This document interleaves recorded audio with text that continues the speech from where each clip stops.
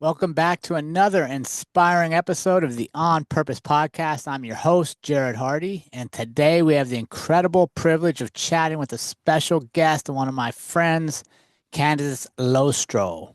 Some of you may remember her from episode 134 way back in October of 2021. Candace is the mastermind behind In the Wild and Wonder, a platform dedicated to exploring the untamed beauty of nature and helping others connect with the wild world around us. She was raised with the heart of a true cowgirl and has spent many years immersed in the rodeo lifestyle, capturing the essence of the cowboy spirit through her work and her family life. I'm excited to catch up with my friend and share her inspiring story with all of you, and I hope you enjoy this week's conversation with Candace Lostroh. Candace, my friend, welcome back for the second time to the On Purpose podcast. How are you today? I'm doing good. Thank you, Jerrod. I appreciate it. I'm so glad to see you on the other end of the camera and to get to catch up with you. It's crazy, right? We spent so much time together Hmm. through a lot of things, and especially like COVID. We spent a ton of time together because we were the Right. only thing open. Yep. Hmm. And now for the last 4 years, I've really just been watching the girls and you and Cody's life through social media. I just want to say I'm proud of you for what you're accomplishing. I'm proud of you for the values you're instilling and the truth with which you're sharing your life through social media so that I can keep up with you guys. Aw, thank you. No, when I think back through COVID, I'm like, there's key people that were in our life that I'm so thankful for to have, and you were definitely one of those. Oh, we had some good talks back then. Yep, we And, did. and I think that was one of the catalysts, at least for us, and I think for maybe for you guys and a lot of people in our world, that we can't go through things on autopilot. Mm. Like, like I'd never envisioned having so much stuff taken away and being told I couldn't do so many things Right. and put my family's livelihood in jeopardy when I had, created what we created to have a good life. Hmm. It really woke me up to like, okay, we gotta get living. Like, and I think most people look at us and be like, well, you guys are already doing a lot of crazy stuff and you're doing this. And to us, we weren't doing enough. Mm-hmm. Yeah, I agree. I agree. Yeah, for sure. COVID was definitely an eye opener to what was important in your life and what you were going to fight for and the values that you were not going to sway from, I guess. And I really feel like that was a wake-up call. I never imagined that we'd ever go through something like that, but looking back at it, I never got to spend as much time with my family and my friends as we did back then, and to really understand that, man, we still got to go to church because our church stayed open, and we still got to go to our gym because our gym stayed open. Right. And I mean, even for, I think there was a touch of time where we practiced in a Quonset hut barn for a couple weeks when things were really crazy, but we're like that my girls think back to that and they still think that was the best time ever. Yeah, and I think that's such an important lesson, right? Like people are looking at how you handle adversity in life. Our kids Mhm. watch us to see like, okay, wow, this is different. How do mom and dad respond? And to respond with courage and resilience and kind of like we are talking off there, a little more of like, wait a second, what's true and what's not true? Let me Mhm. decide for us. I think it was such one of the greater lessons that we were able to show our children as well is like, hey, the world's going to throw some stuff at you. You're going to choose how you respond. Right. Yes. Well, and I mean, for us, we're Jesus followers, Bible believing family, and knowing that our truth relies on what Jesus spoke and what God spoke in the Bible. And that's helps, I don't know, it helps me discern from truth and lie. And that's what we're hoping to instill in our children as well. Yeah. So something that, just as simple as this is a man, this is a woman, and there's all of that in between there. I feel like there's truth and there's a facade, there's a lie. And not that you have to throw people out that they're not fitting those two things, but just to know like, hey, no, we're gonna stand on the truth. Sure. Yeah, I love it. I'm excited to explore some other times. But first, I got to warm you up. It's still like a workout, Candace. I'm not just going Yeah. to let you hit the mats and get going hard. You ready to get warmed up here? Let's do it. All right. Sunrises or sunsets? Ooh, that's a really hard one for me because we live out east and we have like, well, eastern Colorado, east of the mountains here in Colorado, and our sunrises are like top notch. But then the sunsets are absolutely beautiful too because we can see it from the mountains. So I would probably say sunset because I love, especially in the spring, summer months here, that you can go out and it'll be setting and it's just absolutely beautiful. You just want to soak it in. Ah, yeah, that's a good one. What about a quote that stuck with you? Ooh. This, my friend just told me this yesterday, and I've heard it before, but we had to really uh, actually practice it yesterday. We went ice climbing for the first time, and it was so cold, and I did not enjoy it at all. But she just said, she's like, embrace the suck. Like, just embrace the suck and let's just do it. And like, let's just find the good through it. And even if there is no good that comes through it, at least we could just say that we conquered it and we did it and we didn't give up. And yeah, we did that yesterday up in Rocky Mountain National Park. And it's not for me. So found that Oh, no, yeah, that honestly does not sound like much fun. no, no, I'm good. If I never ice climb again in my life, I'm really good. What is a song that's on repeat on your playlist right now? Well, anything, my youngest daughter is super into Benson Boone. So, I pretty much just listen to podcasts when I'm in the truck by myself, but if we're listening to music, she's putting it on that.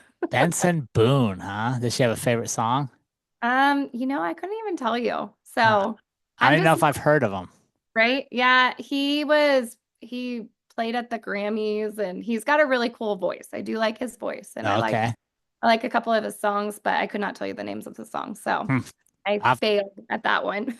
no, I'll have to look him But up now. we listen to a lot of prime country, so 80s and 90s country, 100% because that's what I enjoy, and those are the only ones I remember the words to. All right, you get to have dinner with one person. Who would you want to have dinner with and what would you ask them? Hmm. Um, I think I would love to have dinner with she was my great great grandmother on my dad's side, and she grew up on the land that I grew up, but her family had homesteaded it. So it was, farming and like working the land and just having to deal with the hardship and just the little house that they grew up in that's no longer on our family's land anymore. But I just think I always thought about that. Her name was Esther, and I just think that she would be the funnest person to sit down with and just ask how all of that went back then. What do you think somebody from that generation would say to what we perceive as a challenge today? Right. Like you don't even know what hardship is, I don't, right? I agree. They would look at us and be like, "How did you get so soft?" right? Oh, so true. Yeah, I often wonder that. Like, yeah, that'd be crazy. Yeah, that'd be Mhm. awesome. And what do you think she'd think of your girls? I don't know. She'd probably be like, these girls need to learn how to cook. She'd probably be like, you need to learn how to cook too. Yeah, it's a much different lifestyle for sure. Yes, yes. I am so not a homesteader, even like living out on a ranch. I'm like, we don't even have chickens anymore. I'll go get them from the store from our neighbors because I'm like, you guys, chickens are gross and nasty, and I don't want to deal with them. Uh, have you had any cows in the house yet? Birthing season's coming up, right? Yeah, coming up pretty soon. We'll start the end of this month, but no, not yet. No calves in the mudroom yet. You was that last year you had them? It's probably been a couple years because last year we calved a little later and it wasn't as Okay. cold, and we kind of moved things back this year too, but you never know. It's called a calf hot box. So it's like looks like a dog house, but it has heat that comes through and it'll circulate around the calf. So hopefully we won't have to have them in the house anymore and blow drying them with a hair dryer again because it's it's hard. It's hard to keep them warm. I would venture, besides maybe you and two other listeners to this show, are the only ones that have ever had cows in their house. Yeah. Yeah, it Uh, happened. oh, it does, but I do enjoy those Instagram reels when those cows are thinking they're dogs and are following the dogs up to the house and stuff. I know they're so cute. You feeling warmed up, my friend? Yeah, yeah, we're good. Hey, I wanted to kick off with something that really caught my attention and kind of brought me back to bringing you back and having this talk was sober living. And I think there's a term now like sober curious. Oh, okay. What what got you there? Because Andrew and I have been on the same journey almost a year now of very little to no alcohol. Not because we had problems with it, but because I think we're changing the definition of like what is too much alcohol versus Mhm. Yeah, yeah, I think back before we had an idea of like an alcoholic or a drunk was somebody who's stumbling, falling down, and we overlooked like one or two drinks if you're foggy the next day or you handle a discussion or a difference differently than you would 99% of your other time. Is that too much alcohol? yeah.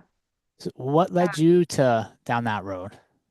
I honestly, it had been quite a few years of just, and I don't know if I want to say it was kind of when COVID came around to where, you know, grabbing a bottle of wine in town a few times a week was like it was an occurrence that would just happen over and over again. And, there was days, well, most days I could not wait until it was like the end of the day and we put the girls to bed and I would be like, okay, grab my glass of wine. And then it ended up being earlier and earlier in the evening to where it was like, okay, the day's over. I'm done running around or working or whatever. And I'm going to grab that glass of wine. And then it'd be like two glasses of wine. And then it'd be three glasses of wine. And honestly, that was like the highlight of all of my days. And I was looking back and I was just like, God, like, I know this isn't your best for me because I feel like half the day I'm, not sober, not completely, thinking clearly or just way too relaxed and all of that.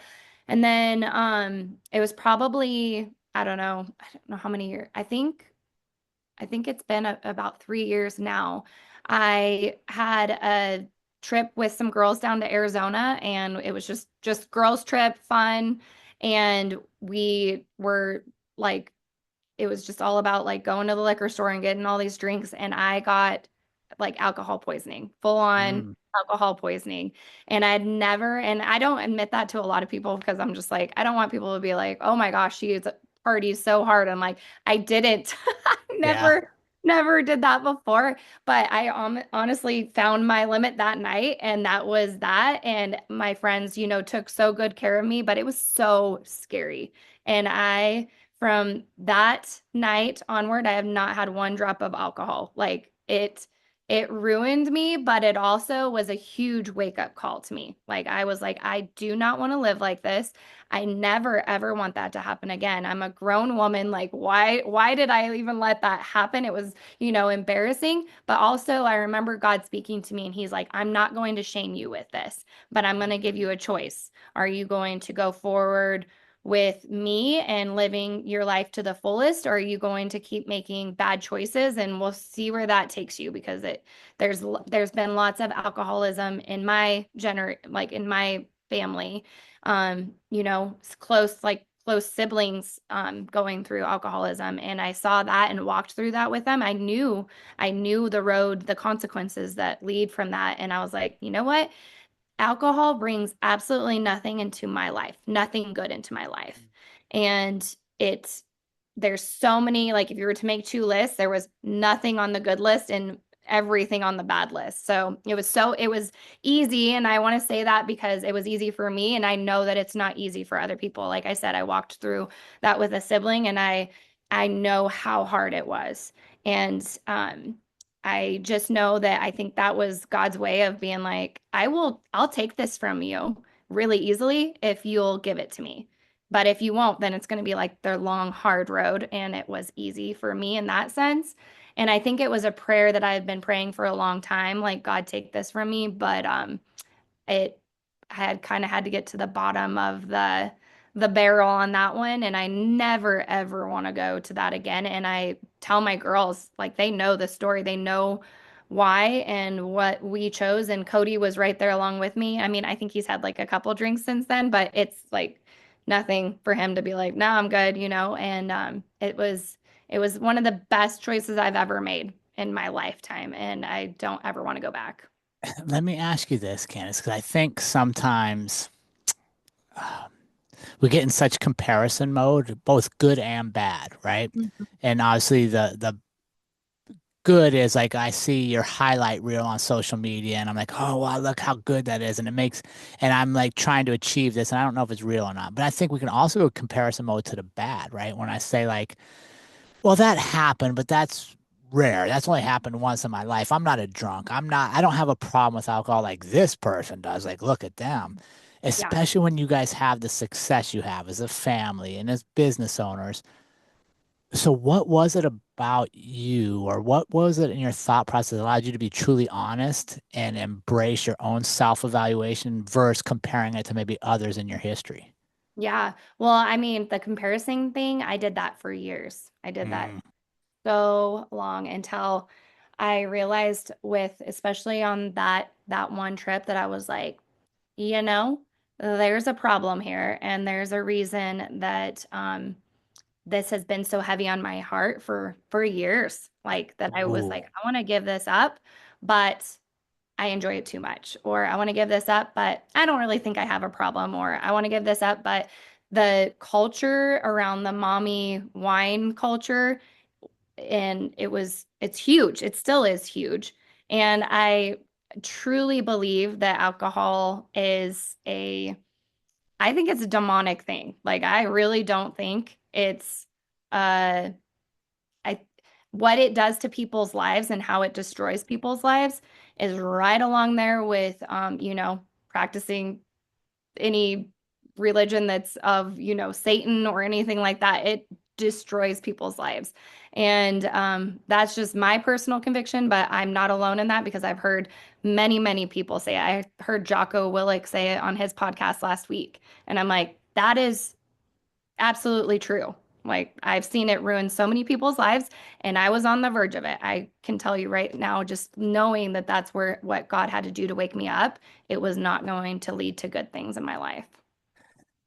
Yeah, no, you're absolutely right. And I think most people, if we take inventory of our life and look back, like at least for me, I'll tell you a lot of things I'm not proud of or that I would never do again were not decisions I would normally make, and alcohol had a role in them. Yes, 100%. I agree.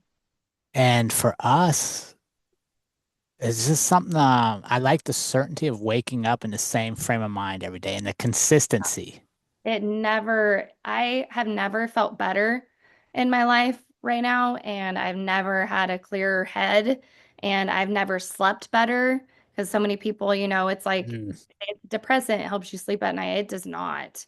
Um, yeah, 100%. I don't ever want to have another drink again. Like, there is absolutely no want in my life. I don't miss it. And, and we're kind of the people that I don't know, we don't go out, we don't go do a ton of things where people are drinking and stuff. So that aspect's actually been kind of easy. So I feel for people that are still around in that culture and that's part of their life and everything. Cause yeah, it would be hard. The peer pressure, you know, wow, did you have a problem? Is that why you quit Mm. drinking? Like that, those kind of questions. And it's just like, you know what? I am so not ashamed. I will definitely turn down a drink. No Yeah. problem doing that. But Are you doing mocktails? not really. I want to say when I quit drinking, the sugar addiction was probably what popped up more than anything. And I think that's what leads people to crave that, 5 o'clock glass of wine or whatever, is because you're craving that sugar and Mm. your body gets used to having it. And so I loved having like a Waterloo or a LaCroix. Yeah. And so that would kind of replace that for a while. But now I don't even that's not even a big thing. I still love coffee. Like, give me like Okay. Yeah. Don't give that one up. Come on now. I love coffee, and that's not something that I've had conviction to get rid of anytime. We love Spindrift, and they're not a sponsor of the show, so Yeah. I throw that out. They should be a Yes. sponsor of the show I because I like do. Spindrift too. Yes. I feel like I keep them single-handedly in business, but yeah, that's Andrea and I's jam is we'll just have seltzers. Yes. Yeah, I agree. I have that was something that definitely came in between all of that, and it definitely was like something that I could grab when I wanted that sweet drink. I want to go back for a second, Cash. You said something I think is super cool for our audience to hear, whether it's alcohol related or whatever. You said that this was heavy on your heart, meaning it had come back to you and you didn't act upon it. You silenced it, but you knew it was there. And maybe somebody in our community has something else that's heavy on their heart, or just that feeling that it keeps coming back. How did you know or decide it was time to act on it? And like, would you, what tips would you give to somebody else that's like, man, this thing keeps coming back and I'm not sure what I'm supposed to do with it? Yeah. Well, I really feel like I call that conviction. So when you have something heavy on your heart, that is a conviction that I believe it was by God for me to take notice of. And I don't know, the way that I see it, I feel like convictions are not the same for every single person. Because, like I said, for Cody, he didn't have that conviction.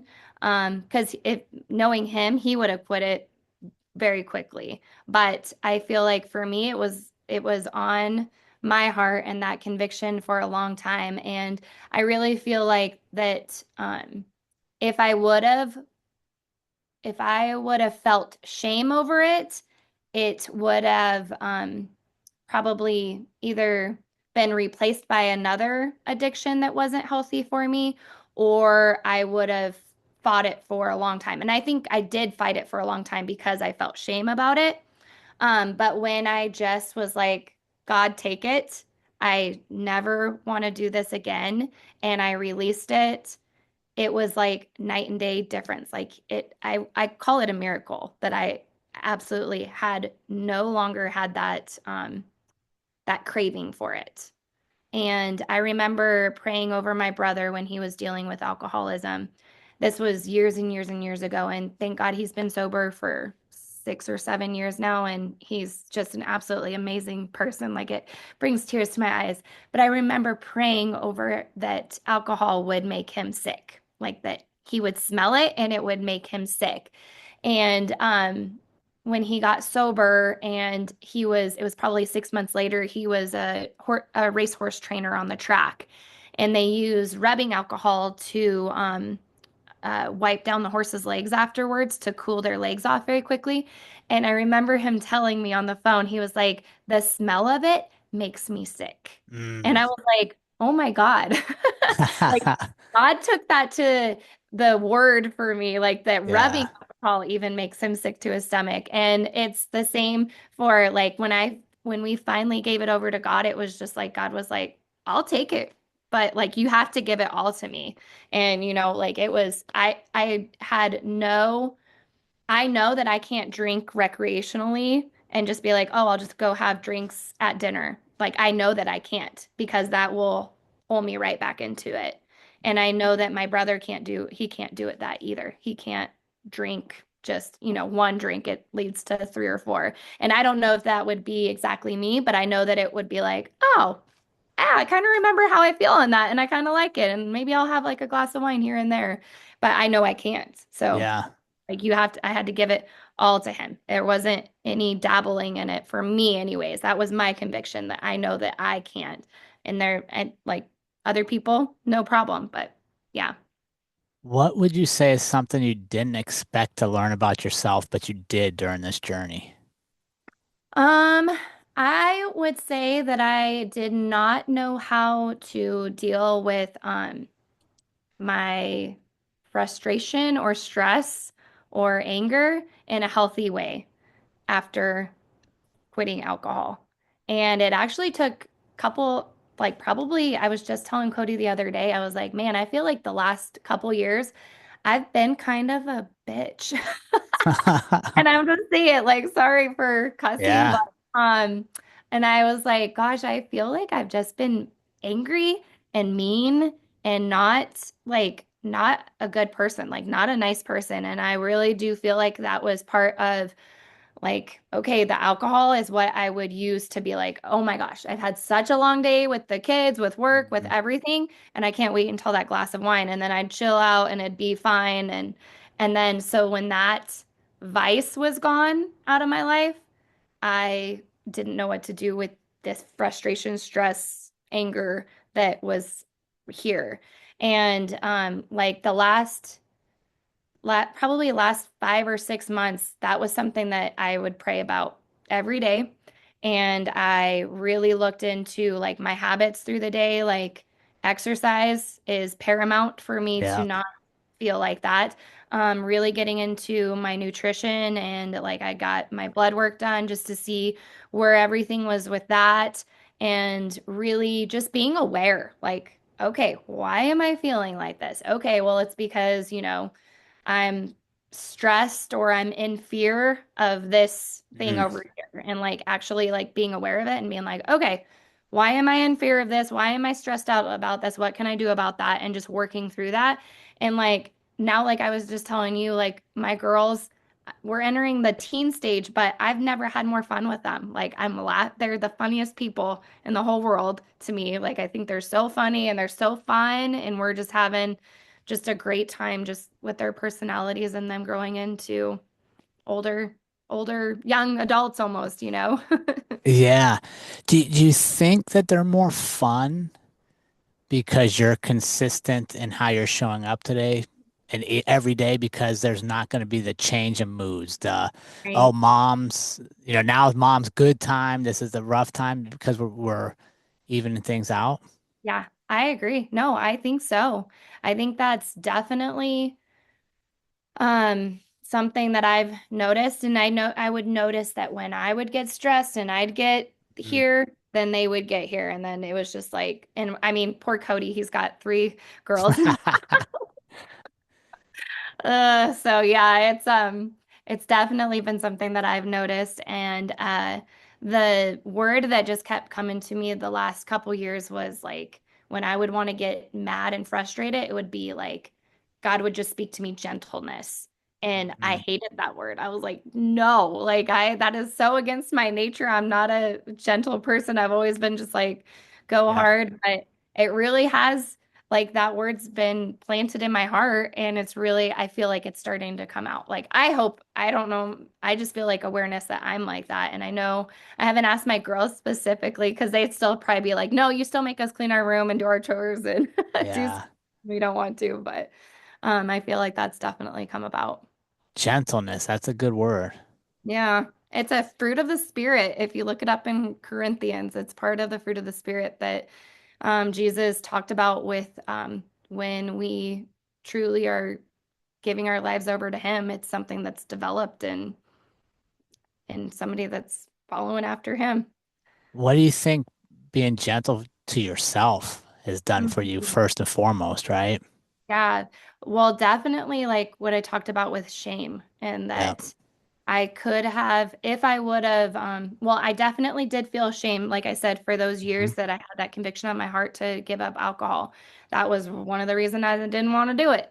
And then when that girls' trip happened, and I was like, oh my gosh, this is embarrassing. This is not okay. Like, I'm a grown woman. I should not be like, Yeah. uh, so I had a choice there to be like, okay, I could just crawl in a hole and feel shame and keep drinking, or I could just be like, you know what? This is not good. And I know it's not good. And I know that this is not God's best for me. Am I going to do something about it? Mm. And am I going to hide? Because I feel like shame keeps you in the dark. It's like, that lots of dark things grow in the dark. Yeah. And that's once you shine light on it and you expose it and you let it all out there and you're not afraid of that shame or that embarrassment, then you actually can grow and develop and yeah, Yeah. You, definitely. you, you can't grow until you accept that it's part of your path, right? Mm-hmm. Yep. And when you're saying gentle, that's like that's the image I have is like to be gentle on myself, Mm-hmm. right? Before I can be gentle towards Andrea or towards my kids or towards my neighbor, I first have to be gentle to myself because usually you're gonna reflect your outward behaviors, what's going on inside. Yeah. Mm-hmm. And gentle means accepting that I don't have to be perfect. And maybe this was part of my wake up call, Mm-hmm.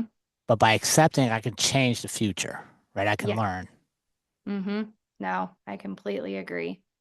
And you shared this story with your girls. Yep. I don't know if I told him the exact like this is how much this was my limit, but I let him know what happened and why I gave it up and that it brings absolutely nothing good into my life. And I don't know. I think I was trying to remember like growing up, my parents didn't drink a whole lot. And I remember my mom telling me that when she got married to my dad that he did, he did drink quite a bit and she was like, this isn't gonna work if you're gonna come home drunk every night, like not happening. And so he quit drinking a whole lot. But I mean, every family gathering, there was always drinks around or anything like that. But I would say it probably hit for me in high school. Like that was definitely something that I experienced a lot of was in high school, lots of drinking. And then in college, I kind of went the other end and I was like, that's when I got born again. And I was like, okay, Jesus, if I'm going to follow you, I can't drink. And it was like to the other extreme. And I was so judging and I hung out Yeah. with absolutely nobody because nobody wanted to be friends with me because I was so judgmental on it. But I didn't know how to be in Mm. between, I guess, at that stage. And so,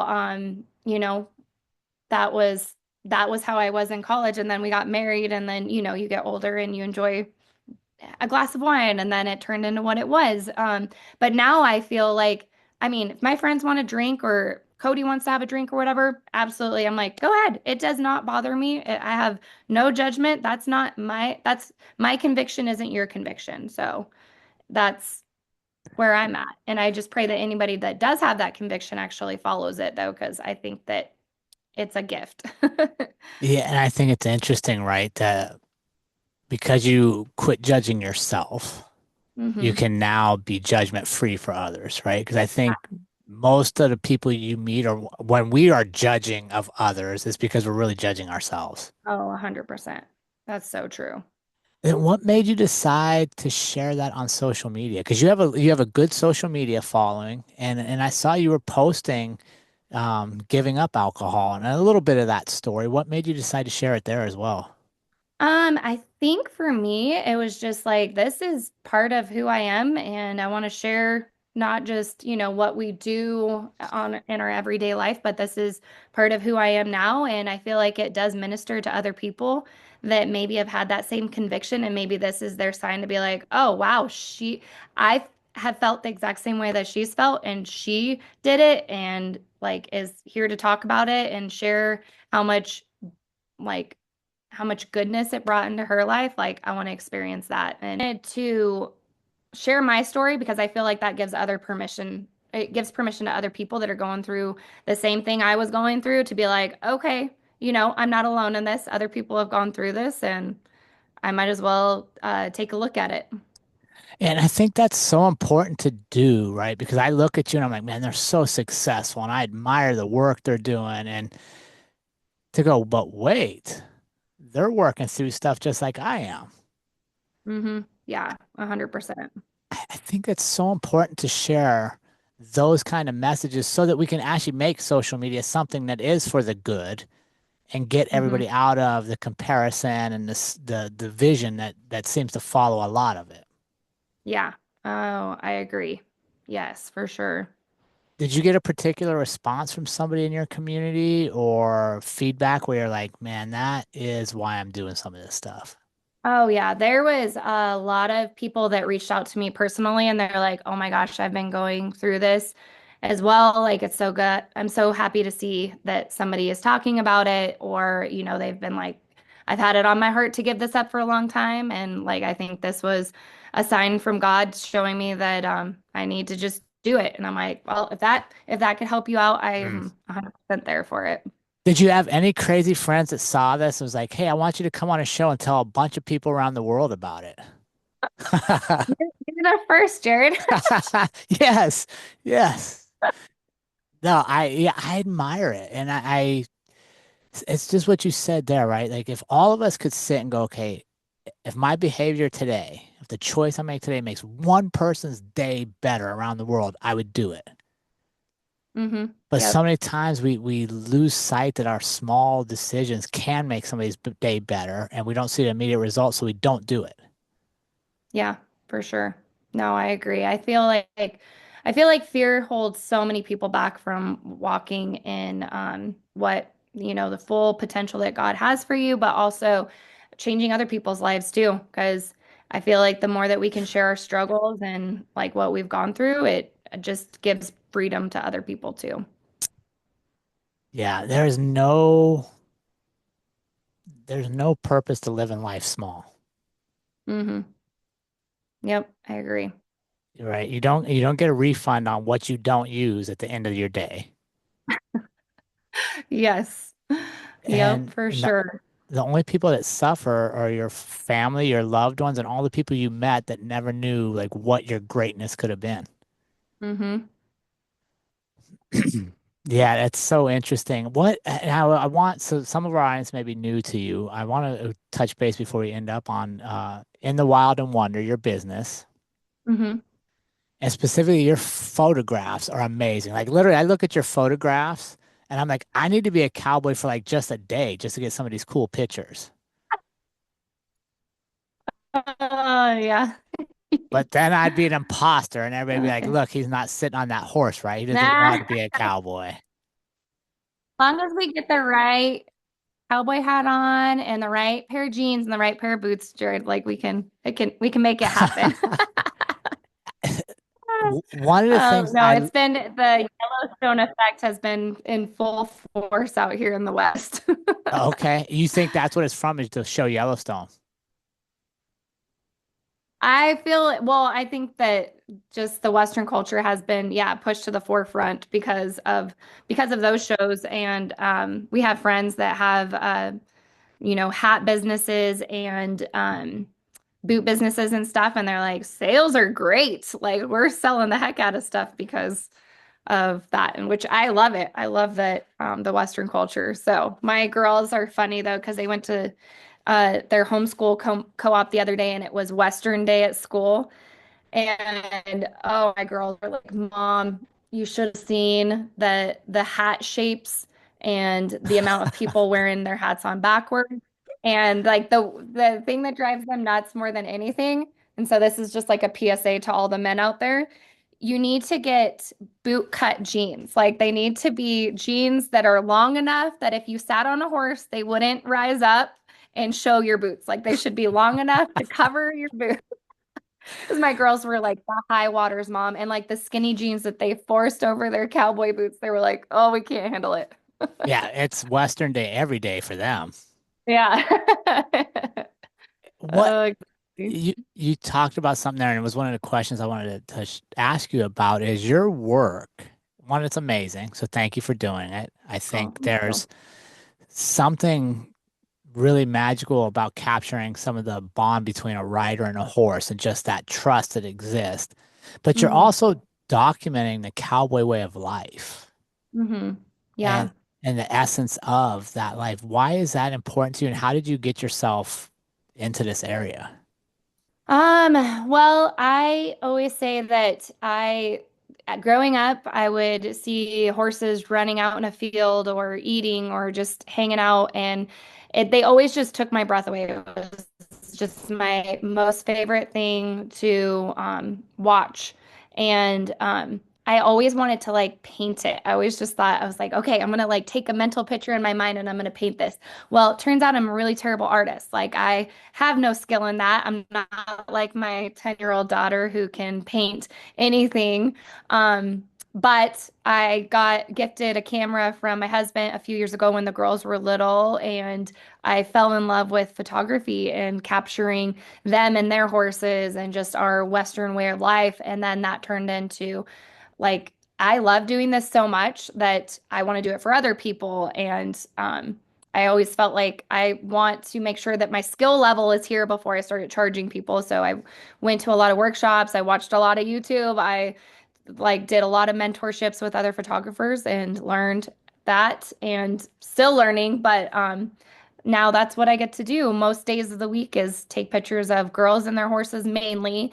And then I'll go to ranches and take photos there. And it's absolutely my most favorite thing to do that I get to call my job and my business now. And I feel like since I grew up in it, I want to share it with the world. I don't feel like that we should gatekeep in the Western world, except for your pants need to be long enough to go over your boots. That's their only thing. But I feel like that it should be shared with the world, and I feel like the American cowboy and the American cowgirl is specific to America. Like, Cody's been to countries overseas and everything, and it's John Wayne or it's, Yellowstone, Yellowstone, and everything. And I feel like that if we can portray that in a true, authentic light to the world and not the stereotypical, then they can embrace what we're truly about and learn. I feel like that the cattle and the beef industry has been under attack so much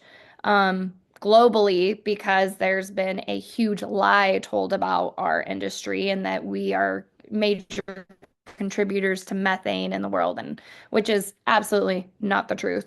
And I feel like people need to learn how grazing animals actually bring so much goodness into um, conservation and our environment that they're absolutely needed, and we need more of them. So, Yeah, and that's another big thing for you is the environment. You're very, very proactive and sharing on that and working towards it. So what do you think if you could say, okay, this is something I hope people get out of my work and they understand about the cowboy or the Western culture by looking at my work, what would that thing be? I feel like mainly understanding that we are so passionate and we also work so intensely on uh, not only raising these animals and raising them to feed the world and everything that comes with that, but also that this is the best for our land. Like our ranch in particular is completely grasslands. There's not a whole lot of trees on it. You can't farm it. You can't do anything with it besides let the grazing animals graze on it. And, before we lived here, 100 and 200 years ago, it was bison, it was antelope, which we still have a lot of antelope. There was elk out here. So I feel like educating people that there's places in this world, in this country, that grazing animals are vital. Like there's Mm. the only reason that this is going to thrive and to continue is because we continue to graze it and to allow people to understand that that's actually a tool that we need in this world instead of, getting rid of all the cattle or saying that, they're contributing to the greenhouse gas. I'm just like that the stupidity of that phrase is just here for me.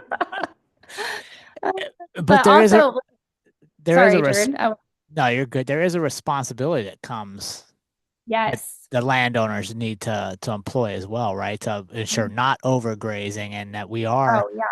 like you Hmm. said, raising cattle that is optimal for human consumption, which is grass-fed, free range, like they're not tied up in these pens.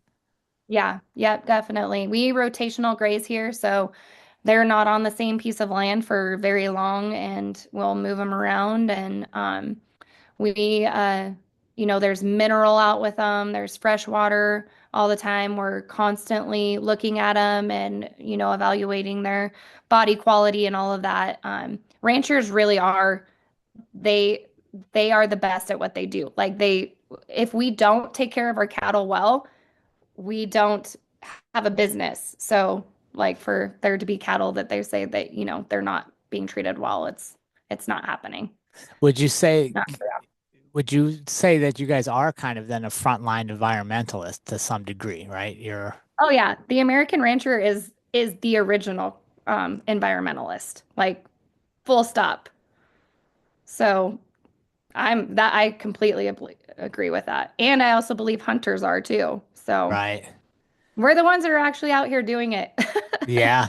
Well, I think what you said though is true, right? There's been a lot of misinformation or quasi truths, not truths that get confusing. And I don't know that the Western culture spoke up soon enough, right? They kind of Oh, hmm. let it go without, Yeah. and I guess that's why I'm so intrigued by your work. And one of the things is like you mentioned Yellowstone and America and the world is fascinated with cowboy culture, right? It's always some of Hmm. the top movies, the country music genre is booming, but then certain places don't embrace the lifestyle of it, right? We want the country music, we want the cowboy movies, but we want to look negatively upon ranching. Yeah. I I just feel like it's definitely been a struggle because we're the ones that are out here doing it and we just keep our head down and keep working.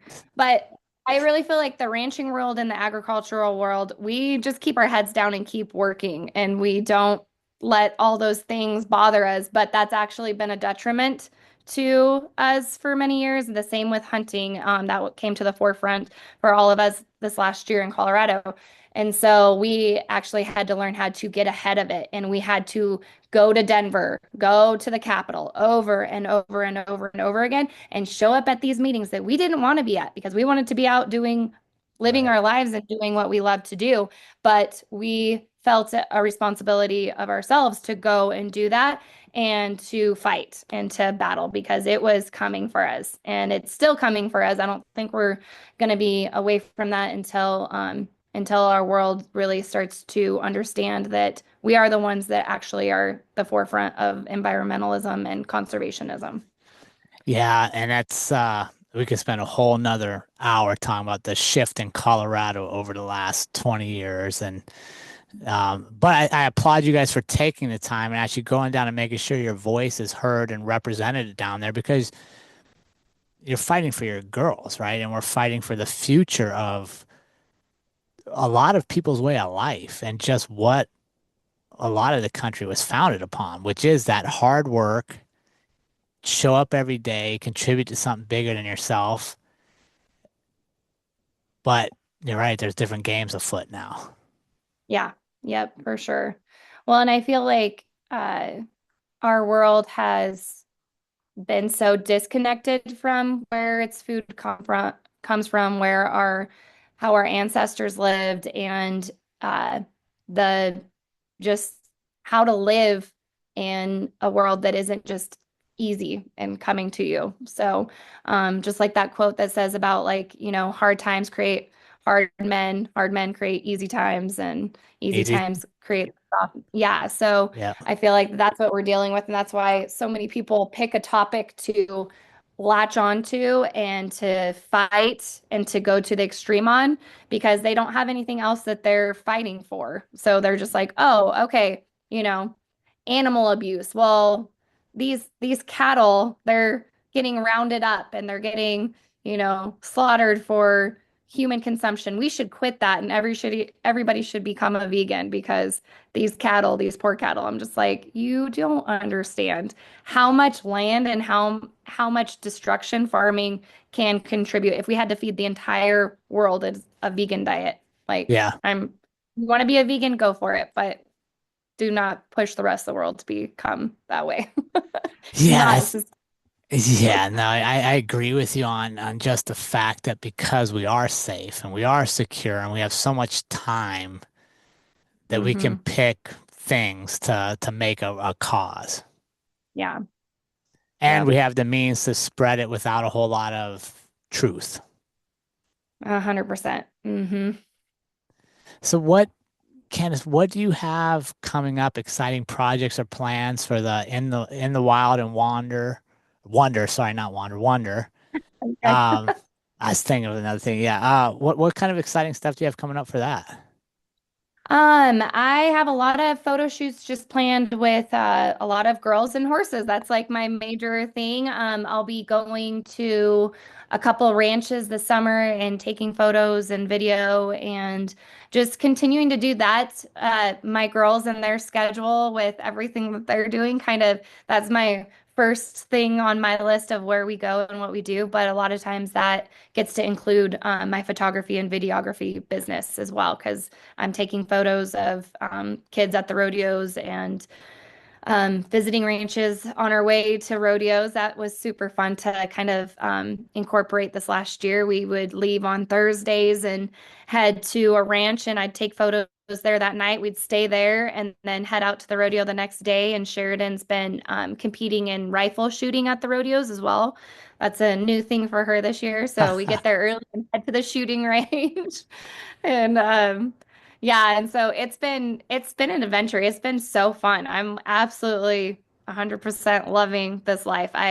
Don't I don't shoot a lot of weddings, but I'm shooting one this spring for a friend, but that's not my main focus, but we've just got a lot of that. I don't know. I it's just every day is a different day for me. So Oh, I love it. Well, I want to thank you for taking time to come back on the show. And I just want to share how proud we are of you. And we love the journey you and the family are on. And if there's anything we can do, just ask and we'll get it done. But where can our community stay connected with Candace and everything that you got going on? I would say I'm mainly on Instagram, so at the In the Wild and Wonder, and I kind of am on Facebook, and that's about it. That's all for me. I don't do TikTok or anything else. Well, you got your website. I do have a website. Yes. Yeah, the Yep. website's really good. I was on there looking around today because Oh, I wasn't sure if you actually had one. So I was like, let me double check yes. this. Yep. Yep. InTheWildAndWonder.com, and it has my portfolio if you're wanting photos or videos, or you want to, rent a horse and take a photo with a horse. I'll do that too. I've done it before. Only if their pants are long enough to cover their dang That is boots. the rule. Yes. Candace, thanks so much for joining us. It's been a true honor to share your story. Oh, thank you so much, Jerrod. Good seeing you.